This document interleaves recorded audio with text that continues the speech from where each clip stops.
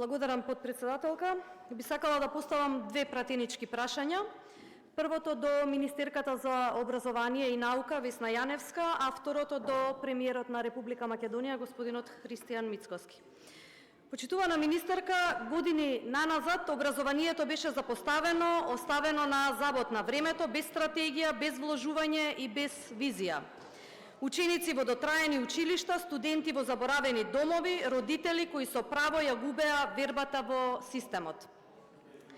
Во последниот период гледаме промена, за прв пат после многу долго време образованието добива третман како што заслужува.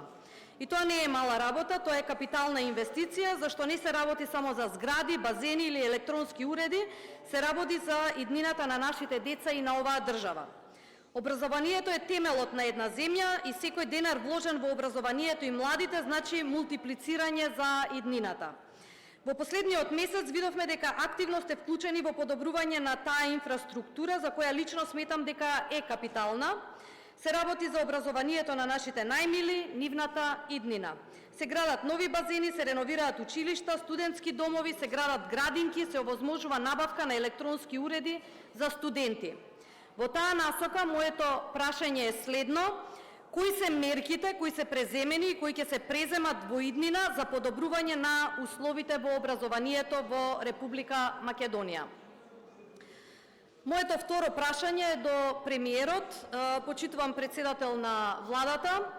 Демографските трендови се темелналка на одржливиот развој на секоја држава. Без младо население, без семејства кои се гледаат себе си тука, нема економија, нема иновации, нема иднина.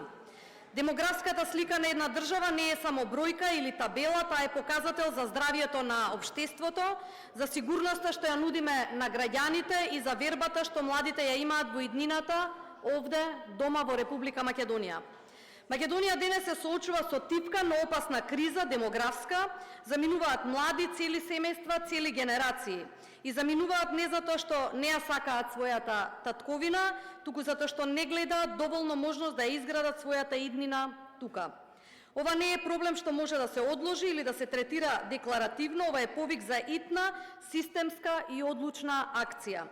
Затоа прашањето што сакам денес да го поставам не е само статистичко, туку суштинско прашање за иднината на Република Македонија.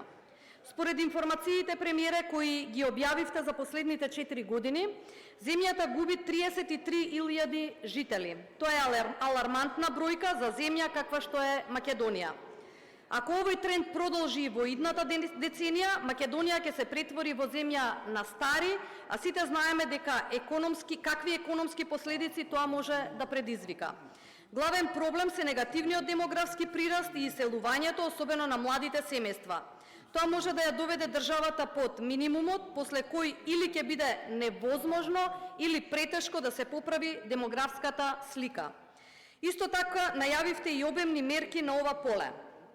Кога и какви мерки може да се очекуваат во делот на подобрување на демографската слика во Република Македонија? Ви благодарам. Благодарам.